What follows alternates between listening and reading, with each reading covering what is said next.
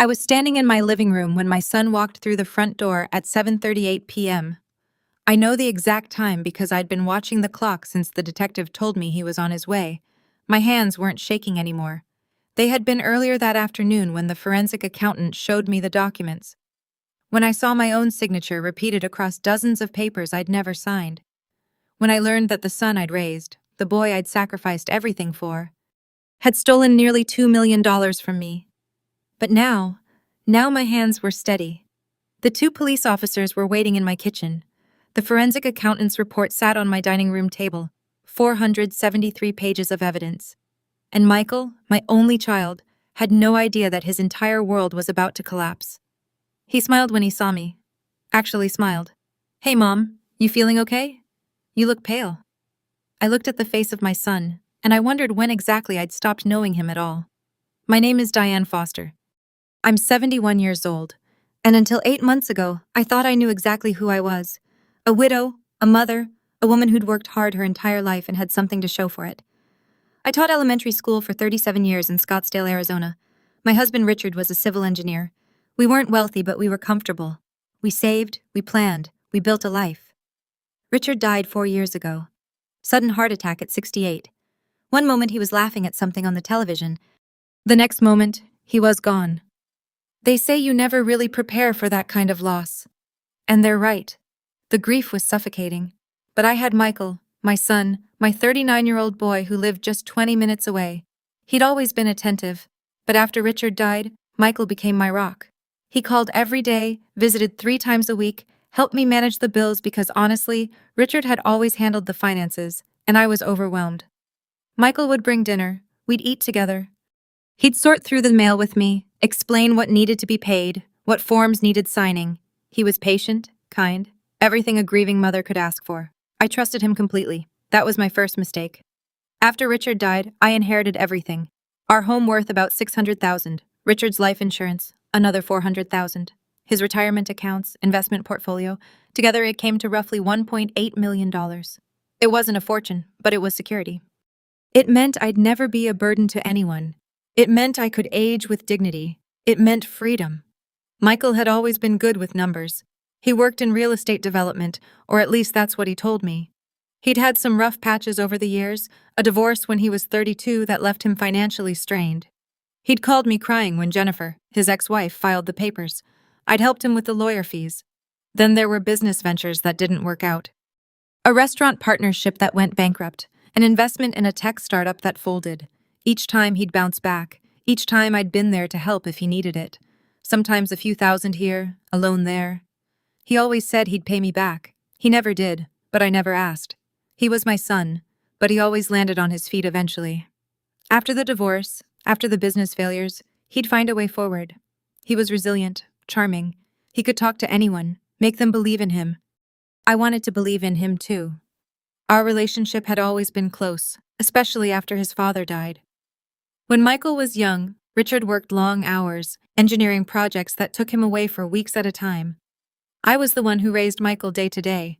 I was the one at the parent-teacher conferences, the baseball games, the school plays. We had a bond, Michael and I. Or at least I thought we did. About 6 months after Richard's funeral, Michael sat me down at my kitchen table. He had that serious look, the one he'd get when he was trying to be grown up, even as a child. I remember he was wearing a suit that day. He looked professional, successful. "Mom, we need to talk about protecting your assets."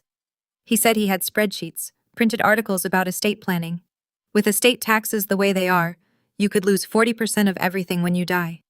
But if we set up some trusts, transfer some property into different ownership structures, we can protect it. Make sure it's there for me and eventually my kids. He didn't have kids, but I thought maybe someday he would. And the idea of the government taking 40% of what Richard and I had worked for, that made me sick. "What would I need to do?" I asked. "Just sign some documents. I'll handle everything else. I've been working with an estate attorney. It's all legitimate, all legal. You won't have to worry about a thing." I signed papers that night. And then I signed more papers the next month and the month after that. Michael would bring them to dinner, explain them quickly while we ate, and I'd sign where he indicated. He'd say things like, "Just a transfer document," or "refinancing paperwork," or trust restructuring. It all sounded so official, so proper. And I was still deep in grief, still foggy, still just trying to get through each day. I never read them carefully. I trusted him. That was my second mistake. 2 years passed, then 3. Life developed a rhythm. I volunteered at the library. I had my book club, my neighbors, my small circle of friends. Michael continued to visit. He'd take me to doctor's appointments, help me with technology when my computer acted up. We'd celebrate holidays together. But I started noticing small things. Michael always seemed to have money, new car, expensive watches. He took trips to Hawaii, to Europe. When I'd ask about work, he'd be vague. Real estate's good, Mom. Really good. I thought maybe he'd finally found his stride. I was proud of him. Meanwhile, I lived modestly. My teacher's pension covered my expenses. The house was paid off. I didn't touch the inheritance much because I wanted it to last. Wanted it to be there if I ever needed long-term care. That money was my safety net. Or so I thought. Last March, I got a phone call that changed everything. It was from a title company in Phoenix. A woman with a pleasant voice asked if I was Diane Foster, owner of a rental property on Camelback Road. I don't own any rental property, I told her. There was a pause. Ma'am, according to our records, you've owned this property for 6 years. We're calling because the tenants are moving out and we need to schedule a final walkthrough. My stomach dropped. There must be some mistake. I only own my home. Let me verify the address we have on file for you, she said. She read my address, my exact address. She even had my date of birth. My social security number, the last 4 digits at least. I told her I'd call her back. My hands were shaking so badly I could barely hang up the phone. I sat at my kitchen table for 20 minutes trying to make sense of it. A mistake, I thought. Just a paperwork error. These things happen. Identity theft, maybe? Someone using my information fraudulently. But something about it felt wrong, felt personal. I called Michael. He didn't answer. I left a voicemail. Honey, I got a strange call about a property I supposedly own. Can you call me back? It's important. He called back 3 hours later. What property? I told him what the title company said. There was a brief silence. Not shock, not confusion, just a pause like he was thinking, calculating. Oh, that. Yeah, Mom. Remember? We put that in your name for tax purposes. It's part of the estate planning we did. Nothing to worry about. But I don't remember buying a property. You didn't buy it. We transferred it into your name from one of the trusts. It's all legal, all part of the plan. The rental income is helping to pay down some of the estate obligations. We talked about this. Had we? I tried to remember. Those first years after Richard died were such a blur, but surely I'd remember buying real estate. Surely. Can you come over? I'd like you to explain this to me. Show me the documents. I'm out of town for work, Mom. I'll come by when I'm back next week. I promise everything's fine. This is all part of protecting your assets. You signed all the paperwork. Don't you remember? His tone was so patient, so reassuring, like he was talking to a child. He sounded so confident, so certain that I started doubting myself. Maybe I don't know. I'm getting old, I guess. You're not old, Mom. You're just stressed. I'll come by next week and walk you through everything. Okay. After we hung up, I sat at my table and felt a creeping sense of unease. Something about his tone. Something about the way he'd said, "You signed all the paperwork." I went to my home office to the filing cabinet where I kept important documents. I started pulling out papers, looking for anything about a property on Camelback Road. I found files and files of documents I'd signed, dozens of them. Quitclaim deeds, refinancing agreements, transfer documents. I tried to read them, but the legal language was dense and confusing. My signature was on every page, but I couldn't remember signing half of them. That night, I barely slept. I kept thinking about all those papers, all those times Michael had said, "Just sign here, Mom." The next morning, I did something I'd never done before. I went behind my son's back. I called Richard's old attorney, Frank Morrison. Frank had retired, but he referred me to a colleague, a woman named Jennifer Chen, who specialized in estate law. I need someone to look at some documents, I told her. I think there might be a problem. Jennifer met me at her office that afternoon. I brought everything, all the files from my cabinet. She spread them across her conference table and started reading. I watched her face. At first, she was neutral, professional. But as she worked through the papers, her expression changed. Her jaw tightened. Her eyes narrowed. After 2 hours, she looked up at me. Mrs. Foster? Who prepared these documents? My son. He said he was working with an estate attorney. Did you ever meet this attorney? I realized I hadn't. No, Michael handled everything. Jennifer picked up one of the quitclaim deeds. This document transferred ownership of your home to your son. Do you remember doing that? The room started spinning. What? According to this signed 3 years ago, you gave your house to Michael. It's in his name now. But I live here. I pay the property tax. The property tax bills are probably still coming in your name because of how the transfer was recorded. But legally, Michael owns this house. She picked up another document. This one transferred a commercial property into your name, then immediately took out a mortgage against it in your name.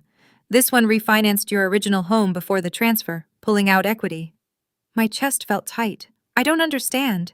Jennifer's voice was gentle but firm. Mrs. Foster, I think your son has been committing fraud. Extensive fraud. These signatures. She held up several papers. Some of them don't look quite right, and the pattern of transactions is classic financial exploitation. He's been using your identity and your assets to acquire property, take out loans, and enrich himself. I couldn't breathe. How much? I'd need a forensic accountant to tell you for certain, but based on what I'm seeing here, we could be talking about more than $1 million. The room was silent, except for the sound of my heart pounding in my ears. My son, my child, the boy I'd raised, the man I'd trusted with everything. What do I do? I whispered. Jennifer leaned forward.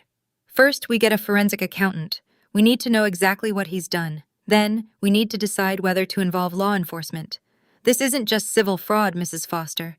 If he forged your signature, if he knowingly stole from you, this is criminal. Jennifer recommended a forensic accountant named David Park. He'd worked on financial elder abuse cases before. He knew what to look for. I hired him that week. The retainer was $15,000. I paid it from one of the few accounts Michael hadn't touched. David worked fast. He requested bank statements going back 8 years, property records, loan documents, credit reports. He interviewed me for hours asking what I remembered signing, what Michael had told me, how the arrangement worked. The truth emerged like a horror movie playing out in spreadsheets and property records. Michael had begun shortly after Richard died.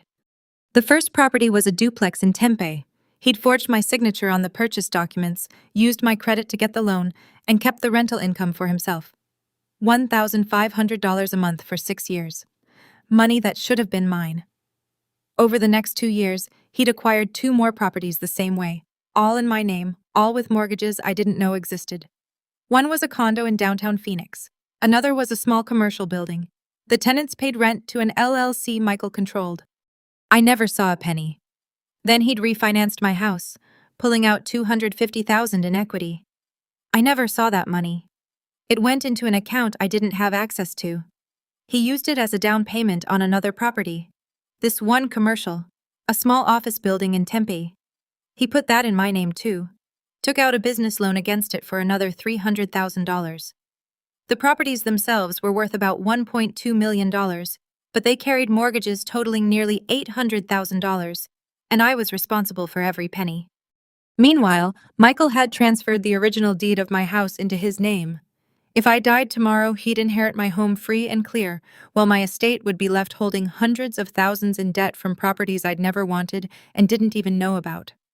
David's report was 473 pages. I sat in his office as he walked me through it, page after page of evidence, forged signatures, and David showed me how they differed slightly from my real signature. Subtle variations Michael thought no one would notice. Fraudulent loan applications where Michael had listed my income as 3 times what it actually was. Falsified bank statements, property transfers. I never authorized mortgages taken out in my name while I slept. It was sophisticated, calculated, methodical. This wasn't a desperate mistake made in a moment of weakness. This was 8 years of deliberate, systematic theft. Every dinner we shared, he was planning the next move. Every time he told me he loved me, he was calculating what else he could take, the total. When you factored in the stolen equity from my home, the rental income he'd kept, the fraudulent loans, and the property values, Michael had stolen approximately $1.9 million from me. Everything. He'd taken everything. I sat in David's office when he showed me the final report. I thought I'd cry. I thought I'd scream. I thought I'd fall apart. But instead, I just felt cold, empty. Like someone had reached inside me and pulled out everything that made me human, everything that made me trust, everything that made me love. How could he do this? I asked. Not really to David, just to the universe, to God, to anyone who might have an answer. Financial exploitation of elderly parents is more common than people think, David said quietly. The perpetrator almost always justifies it to themselves. They tell themselves they deserve it, or that they'll pay it back someday, or that you won't need the money anyway. They tell themselves you'll die soon, and it would have been theirs eventually. That last part hit me like a physical blow. He was waiting for me to die, possibly. Or he thought he'd have time to fix it before you found out. Either way, he made a calculated decision that his wants were more important than your security. I stared at the papers spread across David's desk. My life reduced to evidence, my trust quantified in dollar amounts and forged signatures. I gave him everything. When he was struggling, I helped him. When his marriage ended, I was there. When his businesses failed, I never made him feel like a failure. I loved him unconditionally. That's what made you vulnerable, David said. Unconditional love, trust. Those are supposed to be good things, beautiful things. He weaponized them. That's not your fault, Mrs. Foster. That's his. I went home that night and looked at the photos on my walls. Michael as a baby, red-faced and screaming minutes after birth. I remembered that day so clearly, the joy, the overwhelming love, that tiny, perfect human who needed me for everything. Michael as a toddler, chocolate smeared across his face, laughing. I'd taken that photo at his 3rd birthday party. Michael at 10 holding his first place spelling bee trophy. He'd been so proud. I'd been proud of him. Michael at his high school graduation. At his wedding to Jennifer, both of them young and hopeful. I'd paid for that wedding, $15,000, a gift, not a loan. All these moments, all this history, all this love. And somewhere along the way, the boy in those photos had become someone I didn't know. Someone who could smile at me over dinner while robbing me blind. Someone who could fake concern while I grieved for Richard. All the while planning how to exploit that grief. I cried that night. Not soft tears, gut-wrenching sobs that came from somewhere deep inside. I cried for the son I thought I had. I cried for the trust that was broken. I cried for myself, for the years I'd lost, for the security I'd thought I had. But when the sun came up the next morning, I was done crying. Jennifer called me the next morning. I have David's report. Diane, this is ironclad. We have him dead to rights. The question is, what you want to do about it? What are my options? Civil suit. We can sue him for the money, try to force him to return the properties, undo the transfers. It'll take years and cost hundreds of thousands in legal fees. You might win, but collecting could be difficult if he spent the money or hidden assets. Or we involve law enforcement. What he did is forgery, identity theft, and financial exploitation of a vulnerable adult. These are felonies, multiple felonies. If the district attorney prosecutes, he could face significant prison time. My son in prison. I tried to imagine it. Part of me recoiled, but another part, a part I didn't know existed, felt something else, something harder. If I press charges, what happens to me? To my assets? The properties in your name would likely be seized as evidence. Eventually, with the fraud proven, you could petition to have the mortgages declared fraudulent and discharged. Your home could be transferred back to you. It's complicated. But you'd have a strong case for making yourself whole again. How long would it take? 2 years? Maybe 3? But Diane, I need you to understand something. If you do this, if you press charges, you're destroying your son's life. He'll have a criminal record. He might go to prison. Your relationship will never recover. Are you prepared for that? I thought about the last 4 years. All those dinners, all those times he'd looked me in the eye and lied. All those signatures he'd forged while I grieved for my husband. He'd calculated every move. He'd watched me suffer and seen an opportunity. He'd counted on my love, my grief, my trust, and he'd weaponized all of it. Something shifted in me then, a kind of clarity I'd never experienced. My son had made his choice. Now I was making mine. Yes, I said. My voice didn't waver. I'm prepared. Do it. I called the Scottsdale Police Department that afternoon. They transferred me to the Financial Crimes Unit. I spoke with Detective Sarah Ramirez. I told her everything. She listened without interrupting. Mrs. Foster, can you come to the station? I'd like to take your full statement. I drove there the next morning. I brought David's report. Jennifer came with me. We sat in an interview room for 4 hours. Detective Ramirez went through every detail. She was thorough, professional. She didn't show emotion, but I could tell she was angry on my behalf. This is one of the most extensive cases of elder fraud I've seen, she said. The premeditation here, the length of time, the amount stolen. Mrs. Foster, I'm going to be honest with you. If we pursue this, your son is looking at multiple felony counts. He could face 15 to 20 years. Jennifer squeezed my hand. I took a breath. What do you need from me? I need you to be certain. Once we arrest him, once this starts, there's no going back. Your son will know you're the one who turned him in. Are you ready for that? I thought about my life. About Richard, who'd worked until his heart gave out. About all those years I'd spent teaching, shaping young minds, trying to make the world a little better. About the future I'd planned, the security I thought I had. Michael had taken it all. Not because he needed it, not because I'd failed him, but because he could, because I was convenient, because I trusted him. I'm ready, I said. Detective Ramirez nodded. Then let's bring him in. They couldn't arrest Michael on the street or at work. Too public, too much risk he'd run. Detective Ramirez wanted to bring him in quietly. She asked if I could get him to come to my house. Can you call him? Tell him you need to talk about something important. Don't give details. Act normal. I called Michael that evening. My voice didn't shake. I was surprised by that. Hey, sweetheart, he answered. What's up? I need to talk to you about something. Can you come by tonight? Is everything okay? You sound weird. I'm fine. I just need to see you around 7:30. There was a pause. Sure, Mom. I'll be there. Detective Ramirez and another officer, Detective Chen, arrived at my house at 6 p.m. They went over the plan. Michael would come in. I'd be in the living room. Once he was inside, I'd signal them. They'd come out and arrest him. Try to keep him calm, Detective Ramirez said. Don't confront him about the fraud. We don't want this to escalate. The two detectives went to my kitchen. We left the door open a crack so they could hear. I sat in my living room and waited. I looked at the clock. 6:30, 7, 7:15. I thought about calling it off. He was still my son, but then I thought about those forged signatures. I thought about how he'd smiled at me over dinner while robbing me blind. I thought about what my life would look like if I did nothing. Broke, possibly homeless, beholden to him for everything while he owned the house I'd built with Richard. No. I stayed in my chair and watched the clock. 7:38. The doorbell rang. I stood. My legs were steady. I walked to the door, my hand on the knob, and I took one last breath before opening it. Michael stood there with a grocery bag. I brought Chinese food. Figured we could eat while we talked. He looked so normal. Jeans and a polo shirt, clean-shaven. That easy smile. The same smile he'd given me 1,000 times. I could smell the food, something with garlic. How many times had he stood in this doorway? How many times had I been grateful to see him? Come in, I said. He walked past me into the living room, set the bag on the coffee table, started unpacking containers. So, what did you want to talk about? You sounded stressed on the phone. I looked at him, really looked at him, searched his face for any sign of guilt, any indication that he knew what he'd done was wrong. I saw nothing, just casual confidence. Michael, I said quietly, I need to tell you something. The kitchen door opened.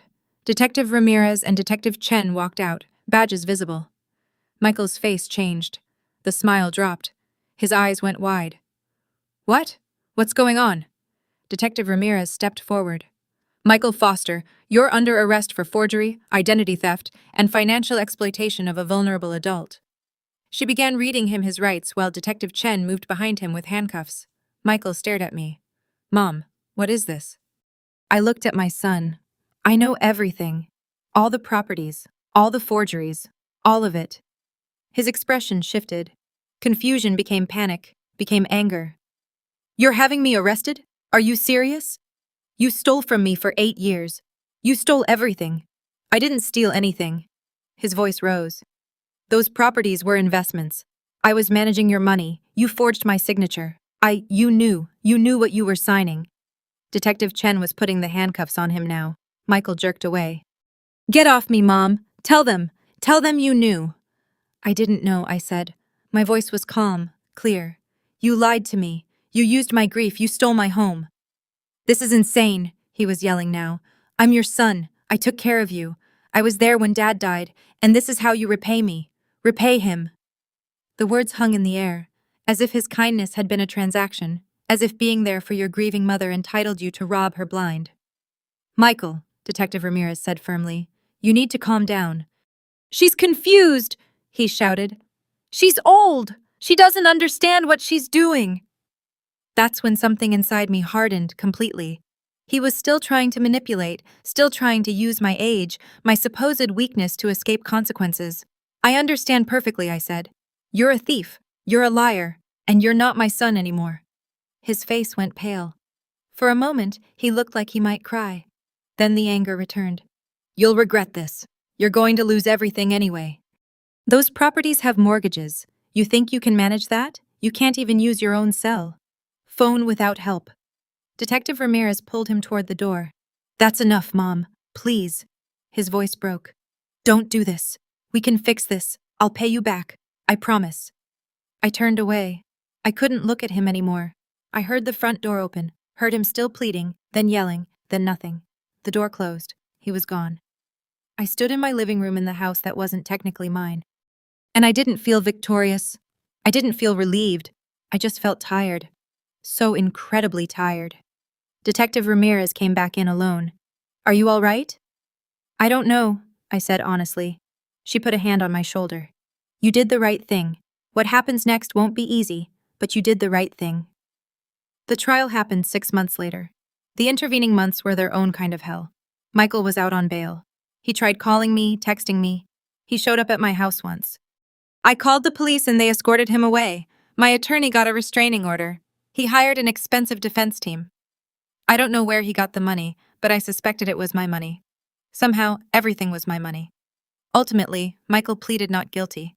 His attorney argued that everything had been a misunderstanding, that I'd known about the property transfers, that this was simply an estate planning strategy gone wrong. They tried to paint me as confused, elderly, mentally compromised. They implied I had dementia, that I couldn't remember giving permission. They put character witnesses on the stand who testified that Michael was a devoted son, attentive, caring. They showed photos of us together at holidays, smiling. They made it sound like I was ungrateful, vindictive, a bitter old woman who'd misunderstood sophisticated financial planning. But David's report destroyed that narrative. The prosecution brought in handwriting experts who testified that dozens of signatures were forgeries. They showed how Michael had practiced copying my signature, how the pressure points and letter formations were slightly off. They presented bank records showing Michael had hidden accounts, offshore LLCs, properties I'd never heard of that he'd purchased with money he'd stolen from me. They showed testimony from title companies and mortgage brokers he'd lied to, telling them I was aware of the transactions, forging documents that claimed I'd appeared in person when I never had. They produced email chains where he discussed his strategy with associates.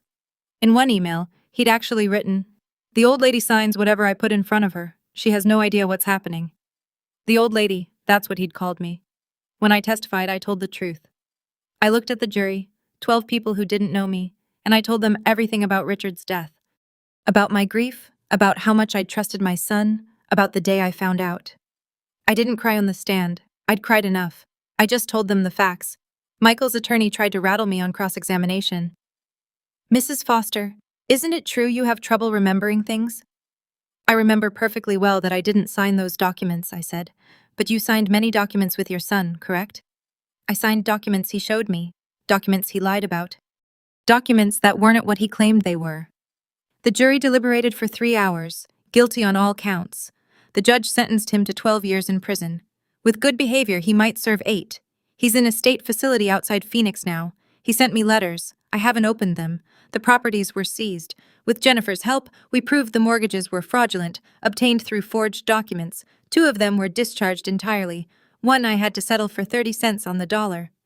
My home was transferred back into my name.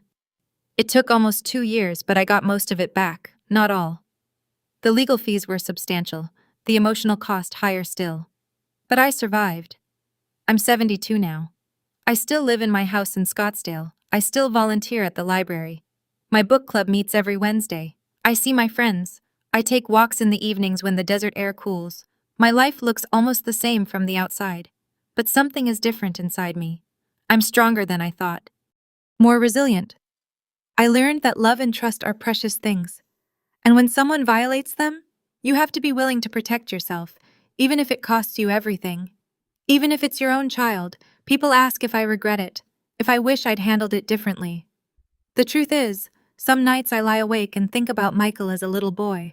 I remember teaching him to ride a bike, helping him with homework, holding him when he cried. That boy existed once. But the man who stole from me made his own choices.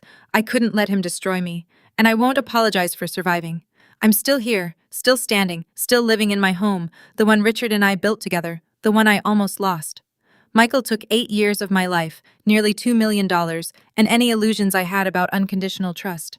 But he didn't take me. He didn't win. At 72, I learned that sometimes the hardest thing and the right thing are the same thing. And I learned that I am stronger than anyone, including myself, ever knew. That's not just enough. That's everything.